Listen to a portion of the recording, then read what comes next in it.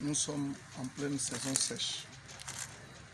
D'ordinaire, en saison sèche, les tomates nous arrivent du Burkina, du Mali, en raison bien sûr des retenues d'eau que nous y avons.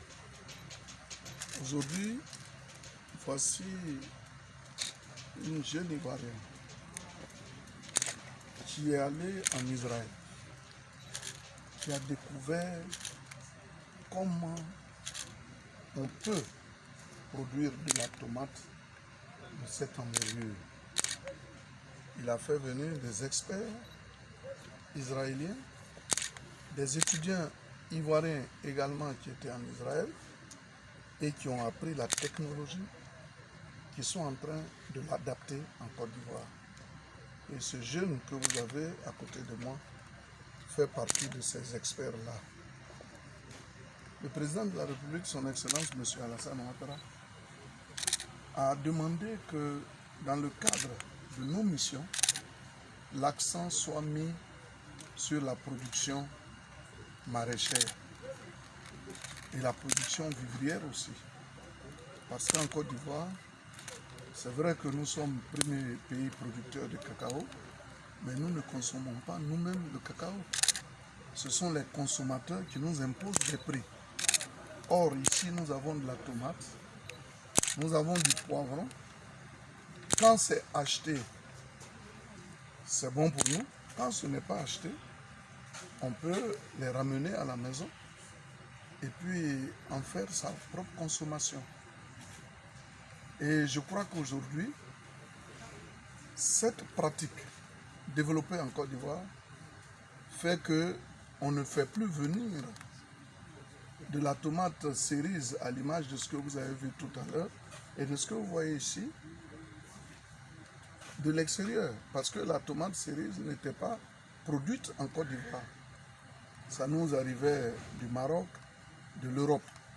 Aujourd'hui, grâce à cette technologie, on en produit en Côte d'Ivoire. Et nos supermarchés également en vendent. Auparavant, quand les tomates cerises nous arrivaient de l'Europe, le petit bocal que vous avez vu tout à l'heure était de l'ordre de 4 000 francs. Aujourd'hui, avec seulement 1 300 francs, on peut en disposer. On sait dire que aujourd'hui, les Ivoiriens peuvent reformer leur agriculture. Bon, évidemment, ça nécessite des grands moyens et on a besoin de soutenir de telles initiatives.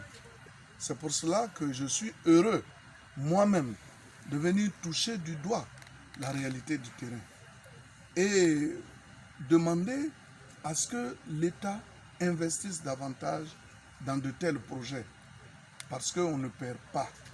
Regardez comment c'est pratiqué cette culture. Vous voyez que c'est méthodologique et on est à la fin de la production. Et vous voyez encore qu'il y a de la tomate. Au fur et à mesure que la tige évolue, il y a de nouvelles fleurs qui s'annoncent et ce sont des fruits, au bout du compte, qui en sortent. Donc pour nous, c'est vraiment formidable. J'en suis heureux et fier. C'est pour cela que je salue l'initiative. Je salue la promotrice qui a hésité avant que je n'arrive ici parce qu'elle ne veut pas se faire voir. Et pourtant, elle fait du bon travail. Il faut que les gens le sachent. Et un jour, peut-être qu'elle-même sera là pour expliquer le bien fondé de la technique qu'elle veut appliquer en Côte d'Ivoire et du plus qu'il ajoute à cette production qui désormais a une plus-value.